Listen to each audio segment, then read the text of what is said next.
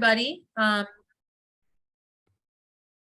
So welcome everybody. My name is Beth McConnell. I'm with the City of Philadelphia's Office of Community Empowerment and Opportunity. CEO is the city's community action agency.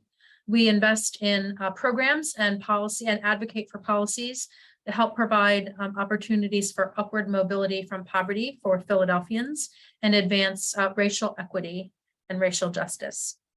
You have joined the briefing today that we're doing in partnership with the Scattergood Foundation around grants that are available to nonprofit organizations in Philadelphia to maximize the number of people in our city that claim the child tax credit and the earned income tax credit.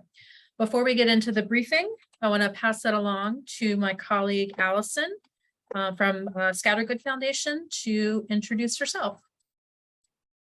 Great, thank you. So I'm Allison Ferguson, the Chief Operating Officer at the Scattergood Foundation. Beth and the CEO team and the mayor's office, I just want to say thank you for letting us continue to be part of this work and for inviting us back for a second year to partner with you all. So the Scattergood Foundation is primarily a behavioral health foundation. Here in Philadelphia. We do our work in kind of three categories. You'll see on the screen there, think, do, and support. Think is our advocacy and policy work. Our do work is our consultation work, which is often done around evaluation and also helping different organizations, build out their capacity in different ways. This being one of those helping to or partnering with the city to deliver this grant program. And then support is where we do our grant making, which is both in kind of a traditional grant making portfolio and across other portfolios using participatory grant making models. So that's really Scattergood, and you'll hear a little bit more from me later on kind of more of the technical pieces. Great, thank you, Allison. So just quick thing about our agenda. So you just heard obviously about CEO and the Scattergood Foundation. I'm going to tell you a little bit about the Claim Your Money PHL campaign, the funding that is available through this project, the kinds of organizations that could consider applying, what our goals are, the types of activities that we would consider funding, the timeline, and then Allison will walk through how you can apply, how you can use the Scattergood Foundation system. And then I'm going to tell you a little bit about how we're going to make funding decisions on this project and give you some tips for what makes a great proposal. I'm going to end it with just a few very brief remarks about some changes to the child tax credit and earned income tax credit that we may be seeing for the next year that are different than the year that we just had. And then we'll have time for questions and answers. Just to note that because of the large number of participants that we had registered, we're doing this in webinar format. So all of you are muted and your cameras are off. If you want to ask a question, you can use the Q&A function on your screen. By now, I think everybody knows Zoom inside out, upside down. So I'm sure you know how to find that. If for some reason that's not working for you, you can use the chat function. If you'd like to ask your question verbally, if you want to be recognized, if you use the raise your hand function, we'll put you in the queue and we'll come to you and unmute you so that you can ask your question. We'll do the questions at the end, so bear with me as we get through the presentation because we might answer a lot of your questions as we go along. And my slides are advancing, correct, right, Allison and Laura? Okay, great. You never know. Sometimes I start talking and 20 minutes in and people are like, your slides aren't changing. Claim Your Money PHL is a campaign that we launched last year after the Congress passed and President Biden signed the American Rescue Plan. In the American Rescue Plan, they drastically increased the value of the child tax credit in a way that put thousands and thousands of dollars into the pockets of families all across this country that had children aged 17 and younger. The earned income tax credit was also expanded more so than it had been in previous years. It was more valuable and more people were eligible for it. Because of the enormous opportunity that presented and giving people opportunities to get out of poverty, to keep the fridge filled with food, to pay the rent and keep the utilities on, we invested some significant resources in organizations that do tax prep, in media and communications and marketing and outreach, and in grassroots partners like groups such as yourself who are in our neighborhoods and able to reach Philadelphians directly. So we're going into the second year of that campaign. Just a couple of quick updates though from last year. This is just an example of a fact sheet last year that we created. We have materials in 9 different languages and we'll have them available again this year. It's just an example of what it looks like in Spanish. And the goal of the campaign, first and foremost, is to refer folks to our tax prep partners, Campaign for Working Families, and SEBA, and the Latino Equitable Development Collaborative, which includes partners with SEBA as well. Last year, between all the work that those partners did and folks that we were able to send to a portal that was for people who don't file taxes normally, called getctc.org, we estimate, and I think this is a conservative estimate, that more than 26,000 returns were filed, putting $48 million in refunds back in folks' pockets. Again, a lot of that was through our partners, Campaign for Working Families, and then also supported by SEBA and the LEDC. And I'm sorry, I realize I have a typo on that slide. It should be Equitable Development Collaborative, and that gets CTC portal. And the grassroots groups that we funded for this grant, the version last year, interacted with more than 220,000 Philadelphians, from door knocking to phone banking to Zoom meetings, in-person gatherings, to leaflets and flyers they handed out, all to make sure folks knew about these credits and connected with resources to claim them. So it worked well last year. You may have seen some of the data that the supplemental poverty measure, which includes assistance that people get, like child tax credit and stimulus payments, reduced child poverty by 46% last year. So that's a really big deal. So we want to do it again, and that's what this grant proposal is about. We have $202,000 available for this project, thanks to Mayor Kenny and City Council that passed the budget this past year that made these funds available for our grassroots partners. We expect with that money to fund anywhere between 10 to 20 organizations, and grants are likely to be between $10,000 and $20,000. The types of organizations that should consider applying, you need to either be a 501c3 organization in Philadelphia, based in Philadelphia, or if you're not a 501c3, but you have a fiscal sponsor, that's fine too, but you do need to provide a copy of your fiscal sponsor agreement. And we're looking for organizations that already serve very low income communities or groups of people that are at risk of not receiving these tax credits if we don't reach them. We do encourage also applications that are coming from organizations whose staff or board or volunteers include representation from the very communities that this project aims to reach. The goals of the project, as I mentioned already, one is to educate the community about these tax credits and how to claim them. 2 is to connect them to trusted organizations that can help them claim the credits for free, like the Campaign for Working Families and other providers of volunteer tax assistance. There are several other VITA providers in the city, again, including SEBA and LEDC. 3 is to mobilize Philadelphians to urge Washington to make the expanded child tax credit and earned income tax credit permanent, such as by sharing their personal stories about how these tax credits helped their families last year, for example. The kinds of activities that we'll fund include outreach, marketing, calling, canvassing, texting, presentations at community meetings or briefings, distribution of materials, could include partnerships with other institutions or organizations, gathering of testimonials like we just talked about to help talk about the importance of these credits, and really any other idea that you have for how we can reach people. The work can be done virtual, it can be done in person, it can be done in hybrid, mix of both. However, we will not fund in this project tax preparation services. So we'll fund work to help you get people to the tax prep, but not to actually do the tax prep. And that's because we're already funding other organizations to do that tax preparation service. So these dollars are focused on the outreach. We also will not fund paid advertisements, so like taking out ads in newspapers or radio or anything like that.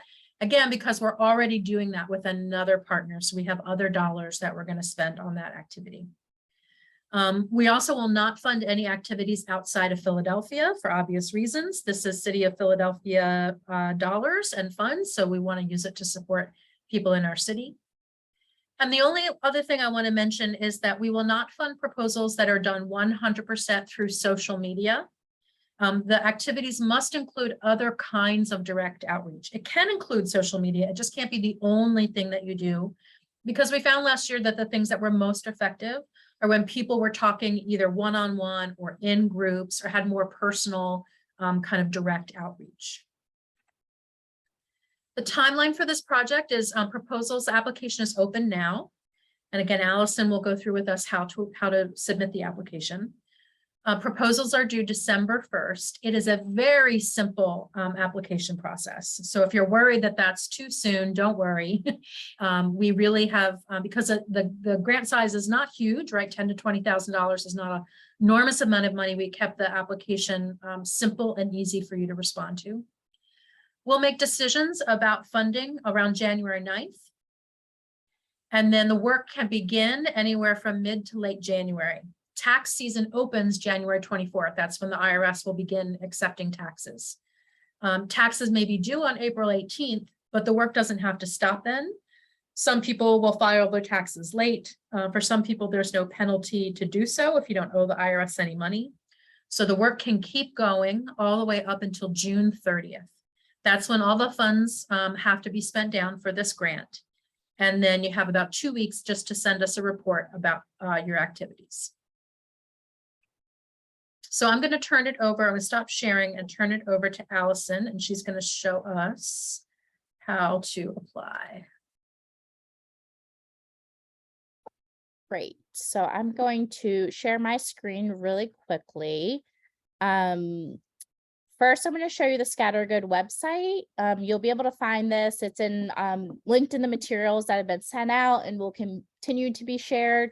It's actually under our due category on the website under projects. So this is the Claim Your Money PHL page. Here you'll find all the information. It'll be up to date, any changes, any important announcements. Here you can also find the link to apply, which is up here. And then when you, if you're interested in applying, it's all through our grant portal, which is found that many people are familiar. The link will take you here to this landing page, some important instructions. If you're not sure if your organization has a user profile, it's all organization based around your tax ID number. So someone else within your organization may have created an account from years past. We have like 300 and some entities. So if you don't know if you have an account or not, or your organization doesn't, you can email info@Scattergood. I'll be on the other end, or a colleague will be able to figure that out. Also, if you have an account and you need to be added to it, we can easily do that. So we know that there's a lot of transition within organizations and roles, so we can update any of that information if you email your questions or concerns to info@Scattergood. If you do not have a user account, you'll create a new account by clicking that button there. And the first step will be to put this kind of organizational demographic information in: name, here's this tax ID, it all links together there. You know, address, phone number, it'll have you create yourself a user ID, set your password and so forth, ask other information about executive officers, which not all of that under there is required. So you'll use the next button, go through, set an account, and then you'll get an email and you'll be all set to go once you have an account. So once that's set up, or if you already have an account, you can log in. I'm going to show you what it looks like as an applicant. So please don't mind my administrative panel there. Once you log in, you'll have an applicant dashboard based on your organization. You'll see that it's hyperlinked here and provides all the history and active requests per the organization. Hit up at the top here to apply, and then the Claim Your Money PHL grants is currently the first grant opportunity. So here's really kind of just the quick overview, the reminder of deadline. so forth. And you can read about that and then use this blue button to apply right there. Once you get in, you'll see here are the questions. So it's kind of really we have it in two sections. One is the content that you're going to be adding through these text boxes, answering these questions. And then the second part here is where you can upload a few files. So, you know, your budget, your timeline, a list of your board of directors, your designation letter, and organization logo.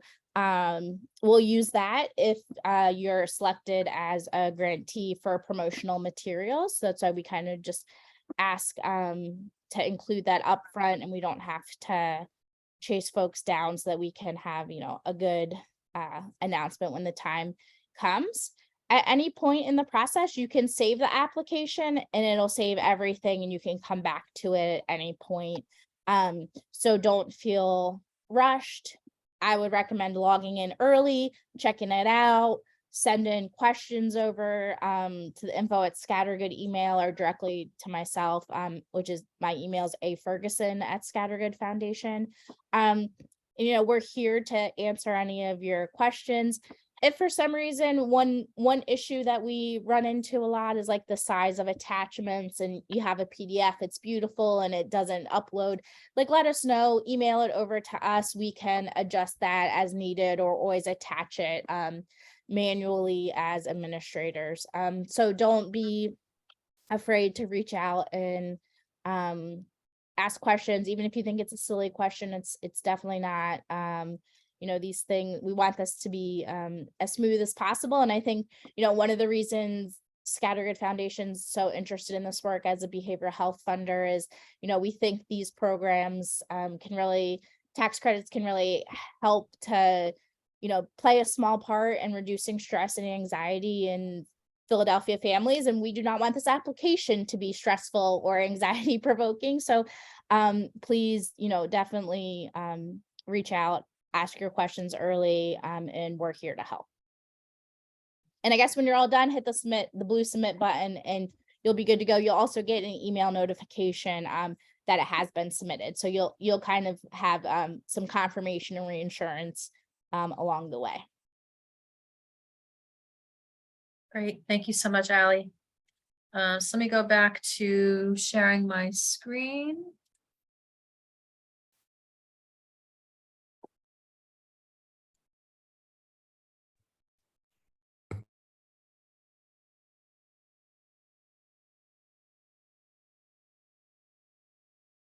Okay, great. So I'm just going to say a few words about how we're going to make decisions on the grants. So as we did last year, in December of this year, we'll convene a selection committee that will include representation of community organizations across Philadelphia that are not applying for the grant, obviously, as well as some city stakeholders, staff at CEO, and maybe some other city departments that work directly on this project. And they'll meet to rank the applications. Well, first they'll rank the applications independently, and then we'll meet to make final decisions about who gets funded. The criteria some of the criteria that we used last year, and I do want to stress that this could change, but this is the criteria we used last year for the rankings, is that the project and organization is targeting the Philadelphians most likely to miss out on these tax credits, that the organization has individuals in leadership roles that are representative of the individuals being served. The project demonstrates a commitment to advancing equity and inclusion with the work that they propose doing. The organization has the capacity, the skills, the people, the knowledge to carry out the activities that they're proposing doing. And that the activities that they propose doing make sense, and they have the potential to actually achieve what we're trying to achieve through this work. And then finally, a grant from Scattergood and CEO is important for the organization to do the work that's outlined there. Sorry, that your slide isn't full screen.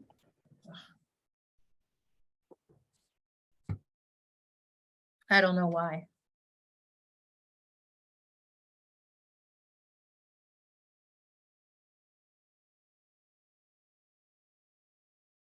Looks full screen to me.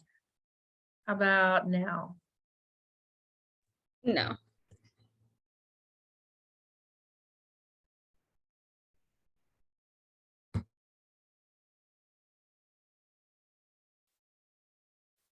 How about now? Yep. Okay. Strange thing is it doesn't look full screen to me now, but it does to you. So it's so hard to know what's going on. Okay. Other thing I wanted to say about grant making decisions is the process that we did last year, again, which is the process we intend to do again this year, is first the selection committee independently reviews the applications that they've been assigned to review. And then that gives us an idea of who scored the highest, who scored the middle, who scored at the bottom. And then we meet and we look at the that distribution of organizations, and we do a gut check because we want to make sure that we are funding organizations that have a good geographic distribution. We don't want to only be funding organizations in South Philly and not funding anybody in North Philly, for example. So we take a look at that list and see if we need to adjust things based on that geographic distribution. We also look at whether or not we have enough organizations in there that can serve folks that speak languages other than English. And of course, are serving immigrant and refugee populations that may be eligible for these credits. We also look at whether or not the organizations represent a kind of diverse target population. So last year, for example, we funded organizations that worked with grandparents that were raising their grandchildren and probably never got these child tax credits before, but were eligible. We funded organizations that work with women who have returned from incarceration and may be working to try to reunite with their kids. We funded organizations that particularly work in, key neighborhoods. I think I talked about geographic distribution. We work with organizations that specifically work with folks that need to get ITINs, individual taxpayer identification numbers. So we look at a range to make sure that we're being as diverse as we can. And then we also look at making sure we're not just funding only big organizations with big budgets and lots of capacity, and not only just funding small organizations, but we do have a mix of the two. And then the committee will meet and then make the decisions there and how we're going to allocate all of the $202,000. Some organizations may get as much as 20, some organizations may get less. And then we work with you to revise down your deliverables based on the amount of funding that we're able to award. Now, of course, it goes without saying, we always get more applications than we can fund. And sometimes organizations will submit excellent applications that are completely worthy of being funded, but we just don't have enough money to go around. So that is the job of the selection committee, to weigh all of that and decide how to allocate those funds. I want to say a few things. Actually, I'm going to move this slide. I'm going to come back to this slide because I want to say a few things about what makes a good proposal. So first of all, make sure that you're reviewing a call for proposals and the frequently asked questions that are on Scattergood's website, just to make sure that what you're proposing aligns with what we put in the guidelines already. That's obvious. The second thing I would recommend is make sure that you really clearly describe your organization and be specific about the constituency that you serve and why they matter to achieve the goals of this project. It's great if you can talk a little bit about how your work reaching this population will advance a more equitable Philadelphia, such as reaching people that don't ordinarily get reached or otherwise would miss out on these opportunities, and for whom getting this money in their pocket would have an enormous impact on their quality of life. I would also recommend that you talk about why your organization is well positioned or well qualified to succeed. The skills, the talents, the experience, the relationships that you or your team bring to the project. Be specific about the activities that you will conduct. So don't just say, we'll do outreach. Tell us what kind of outreach that you're going to do, how you're going to do it. If you can estimate how many people you think that you'll reach, that also really does help. And also describe any sort of partnerships or relationships that you already have in the community that show that you're there already, doing great work, and already a trusted partner. Finally, be realistic. There's no zeros behind that 10 to 20,000. It's not the Powerball. So be realistic with what you can do with those resources. We don't want to fund something that you can't do. And then also leverage the resources you already have. This grant proposal is really for existing organizations that are already out in the community. And this a little extra bit of money will help you reach people for this project, rather than, creating something brand new that has never existed before, in a neighborhood you've never been before. You're leveraging your existing resources, your existing capacity. So I'm just going to give you an example from a proposal that we got last year that I thought did a pretty good job of all of this. Sorry, Beth, we're still looking at the grant making decision slide. Oh, you're not seeing any of my slides. See, this is the problem with this thing here. Thank you for telling me. Let me try to share this screen another type of way. And then, of course, in trying to do that, I just closed my presentation. So now I need to find it and reopen it. Hold on 1 second.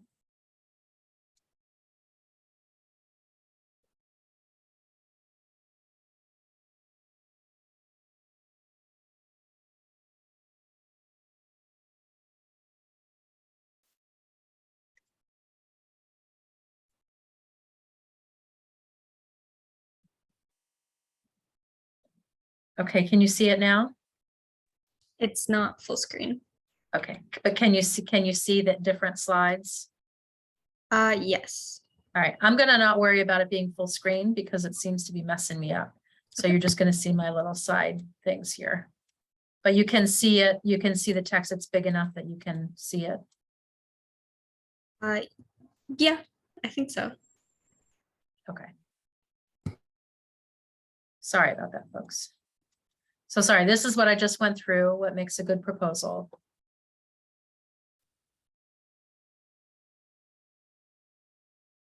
And here is an example of a proposal that we got last year that I thought did a good job of those things.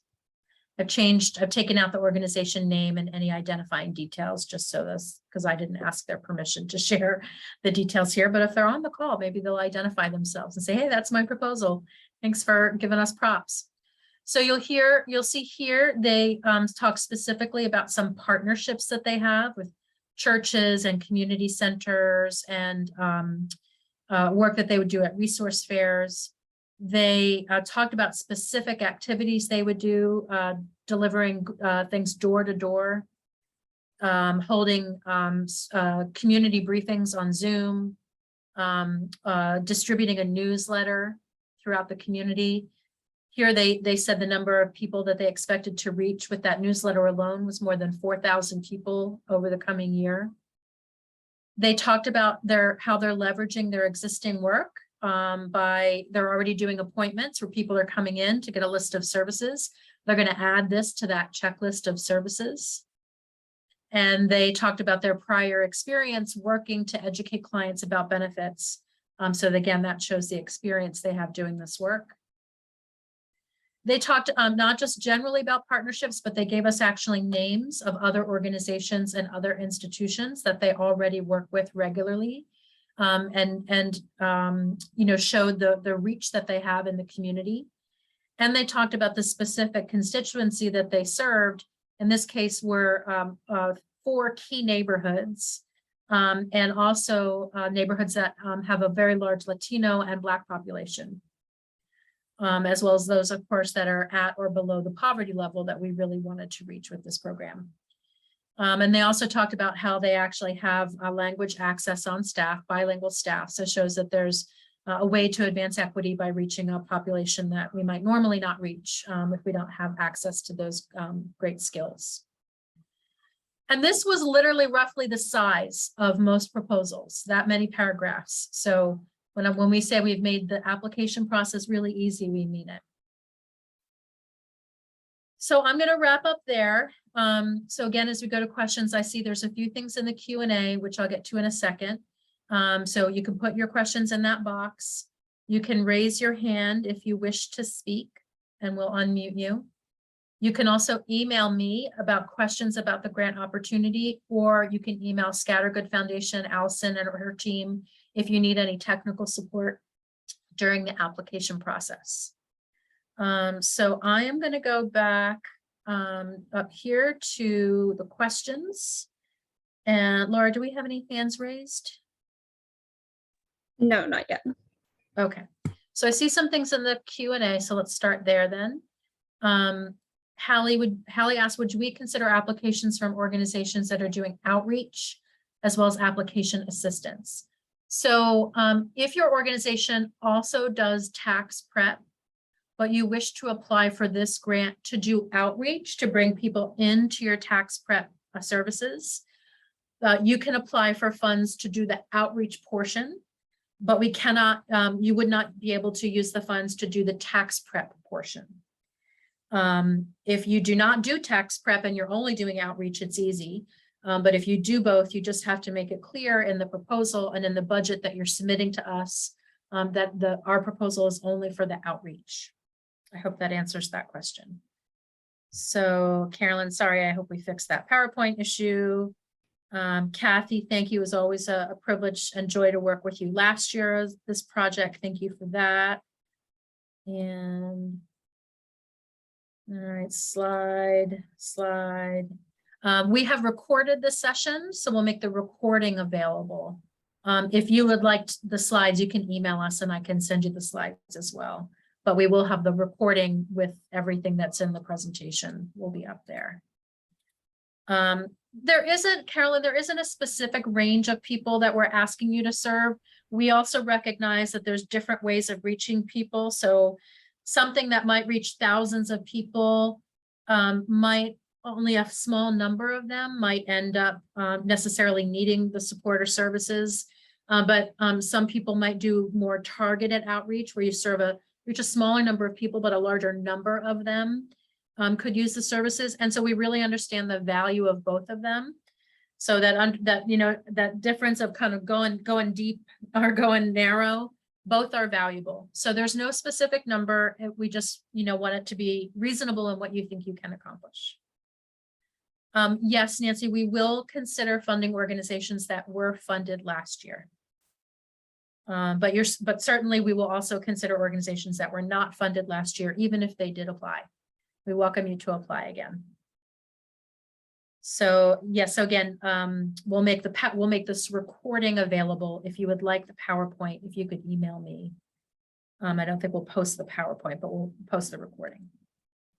And yes, we'll put our email information in the chat again. Okay, I think that's everything that was in the Q&A. Are there any hands raised? No, not at the moment.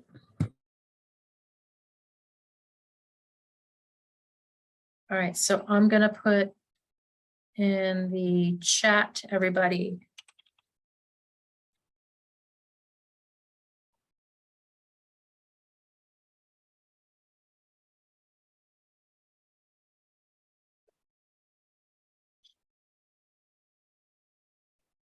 Our email addresses.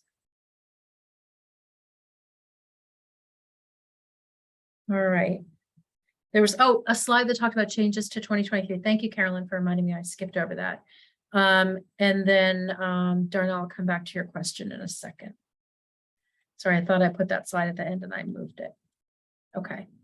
So can you see my changes to CTC and EITC slide? Okay. So, like I said earlier, the American Rescue Plan passed and it greatly expanded the child tax credit and earned income tax credit for last year. So for the 2021 tax year, which of course people file and claim in 2022, the year that we're currently in. That expansion expired and the child tax credit and earned income tax credit have reverted back to the version that existed in 2020. That means fewer people are eligible unless Congress does something about it and extends CTC and EITC again, the more generous version for the upcoming year or for the current year. The value of the benefit is smaller. So last year, child tax credit could be $3,600 for the youngest kids, The maximum is $2,000, but that's still $2,000. So that's still meaningful, even though it's smaller. Last year, you might remember that there were advanced monthly payments, but again, Congress didn't extend it, and it would be too late for them to do that for 2022 since it's already November. Same thing with the earned income tax credit. Fewer people will be eligible unless Congress does something about it, and the value of the benefit will be smaller. But it still is a very significant anti-poverty fighting tool that can put thousands of dollars in some people's pockets, even though it's a little less valuable. So I'm not going to get a lot into more details about that because it all might change. There are negotiations happening right now among Republicans and Democrats in Washington. Republicans have some tax credits that have expired that they want or about to expire that they want to see extended.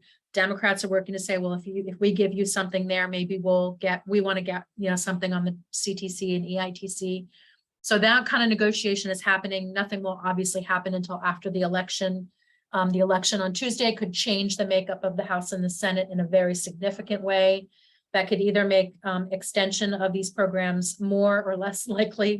We'll see what happens on Tuesday or Wednesday is when we'll probably get a lot of the results in. So what I would say now is know that both programs still exist. Both programs are significant anti-poverty fighting tools. For both programs, there's a lot of people that don't claim the money that they're eligible for, and they tend to be very low-income folks. And we will hold a briefing in early January for any of the grantees that get awarded, where we'll bring in some experts from Campaign for Working Families, Community Legal Services. I haven't invited them yet, but I'm sure they'll say yes. SABA, to help us understand what the changes are. But again, keep in mind, between now and then, it could change again. So we'll don't get too hung up on that until next year. So Darnell, you were asking if there are members of the community who give feedback on the EITC and CTC. I'm not quite sure I know what you're asking. If you're asking about the grant making decision process, maybe we could, Laura, could you unmute Darnell and see if he wants to say more about his question? Hey, can you hear me? Yes. Okay, I guess it's not so much of a question. This is more of for me to know how to talk to the community and the residents in the community. I know in the paperwork it was saying how it would be like a bonus to have them, give out the feedback of the testimonials. Mm-hmm. Yes, exactly. Like, how can we really go about that? Are we giving these people incentives to do kind of like a survey for us to let us know their feedback, or are we just going up to them randomly and just like asking questions? Sure. Great question. So a few things. So first of all, we have materials that we used for the child tax credit and earned income tax credit last year that tell people all about the programs and in 9 different languages that we will make available to all of you. And you could put your logo on it. Again, we may tweak those materials depending on what happens with what happens in Washington. So you'll have kind of existing materials that will help you talk about the programs and what they do. We'll do trainings as well to help you understand and feel like you can speak about it articulately, answer some of the common questions. And then we also have a testimonials form that we'll distribute to you saying, hey, if you want to tell your story about the child tax credit and what it meant for you, give us this information. And here's, last year we made gift cards. We were going to pay people through a gift card to make it available if they wanted to share their story. I expect that we'll do that again this year. And if they agree, if they agree to do that and we use their testimonial and the materials, again, there'll be we can offer some financial incentive for doing that. So we'll kind of launch that early in the year. Now you can go ahead and just ask people to do that anyway in a less formal way, right? Without it going on our materials and recording little videos to say what did having these credits in your pocket mean to you last year, and propose ways that you could share that on your Facebook page or Twitter or Instagram, TikTok or other ways, and share it with us, and we can compile it with things that people do. So we could basically kind of guide you through it if you are awarded the grant. I hope that answers your question and probably That was very questions you lovely. did- Thank you so much. questions you didn't ask, I also answered. I know it's perfect. All right, thanks, Darnell. All right, Carolyn, I think I answered. We went back there. Allison, we have a question here. The grant site asks for a PIN in order to access the application. Is there a code we need to get in order to access the application? There shouldn't be. So if there is, I will remove that. That might have been when left over from when we were planning before it went live. So let me, I'll log in right now, but in a moment we shouldn't have it. And I think too, are you on your claim your money? Because some of our other stuff does have a code for other processes. But I'll make sure that this one does not. Great, thank you for that. And if you're having any problems while you're trying to log in and access the application, just email that info@scattergoodfoundation.org. And the team is really good about responding quickly, but we recommend you not wait until December 1st to do that in case there's any problems. So start early. Hi, Mr. Soule, it's good to see you. It was difficult to quantify multiplier effect. Consider 10 people reached directly, maybe 5 people reached indirectly. Absolutely. You know, I think you all know how to reach people in your community, and that word of mouth means a tremendous amount. So you do your best to estimate how many people you think you'll reach and how many people you did reach. And we understand the multiplier that can have. That's why it's so important, we think, to fund grassroots organizations that are trusted partners in the community, and people talk to each other and interact and connect with each other. It's not a science, it's an art.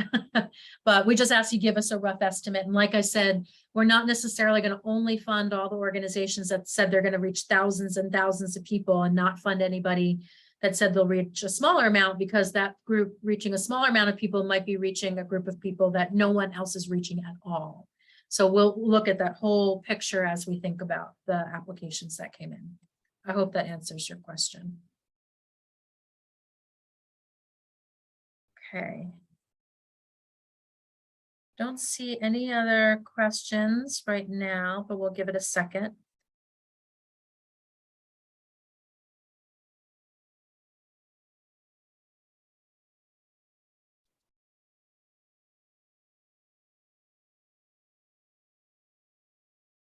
Don't see any hands raised.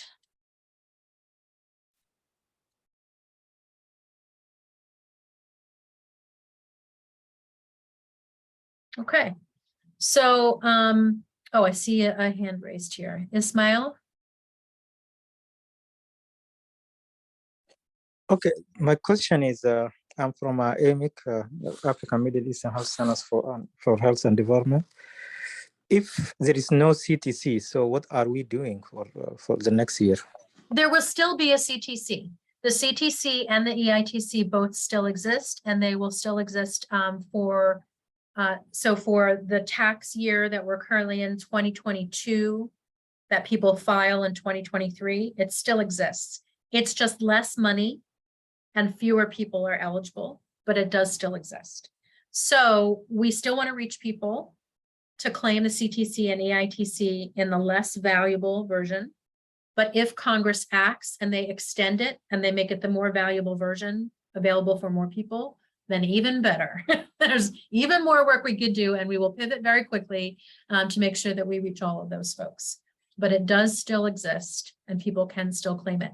And I should say, these are only 2 big tax credits. There's lots of other tax credits that people might be eligible for as well. There's a wage tax credit here in Philadelphia against your Philadelphia wage taxes. There's a child and dependent care credit for to help people cover child care expenses. There's some state tax credits, a child care tax credit there, as well as a federal one.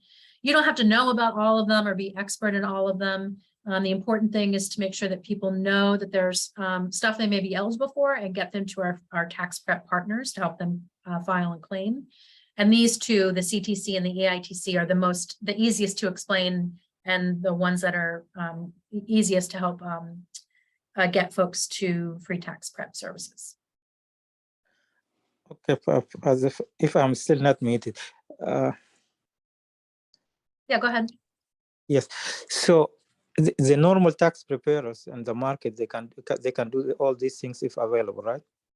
Yeah, so they don't have to go to one of the tax preparers that we're recommending. They can go to H&R Block, they can go to Jackson Hewitt, they can go online and use free tax prep software or paid tax prep software if they want to. But I say why bother do that when we have these excellent nonprofit organizations that will serve them for free and will often do a better job because their mission is to help put money in people's pockets who are low income in Philadelphia. So we strongly recommend sending them there. But absolutely, people can claim these credits through any other method where they file their taxes. I want to mention one quick thing. Last year, some of you might remember there was a portal called getctc.org. There was also a portal on the IRS website for people who normally don't file taxes because their incomes are too low, that they could go to that portal and claim stimulus payments or child tax credit money. That portal may or may not be available next year. So we'll see what happens. The IRS sometimes has simplified filing tools. But I will say that if you interact with any folks between now and November 15th that didn't get their child tax credit or EITC for this past year, so their 2021 tax year, that they would have filed their taxes in 2022. If they didn't file their taxes yet this year, they may still be owed money and they could still potentially claim it. So they can go to getctc.org/Philly. I put that in the chat, and then take the little a quiz to see if they're eligible to use that. That's for people who if married, earn less than it's around 25,000.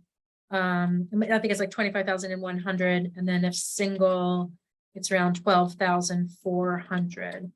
So if they earn anything more than that, they need to file their taxes in a normal way. But if they earn less than that, they still may be eligible for the generous expanded CTC, EITC, and stimulus money, and they can go to that portal and claim it.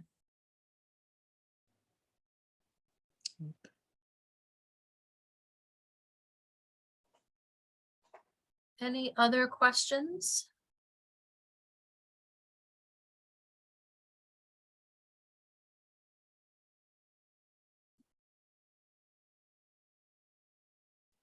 Okay, I want to thank all of you for joining us. I want to thank Allison and the Scattergood Foundation for being such a wonderful partner with us. Thanks to them, we're able to award these grants and get the money to you fast so that you can start the work right away. We wouldn't be able to do it without Allison, Joe, and Caitlin at the team at Scattergood, so we're very grateful to them. And I want to thank all the groups who partnered with us last year for the amazing work that you did reaching Philly families. And I wish all of you who are planning to apply good luck. And we look forward to seeing your proposals. Again, feel free to email us if you have any questions, and we will post this recording up on a website. And we can email all of you when it's ready. Thank you and have a great day, and go Phils.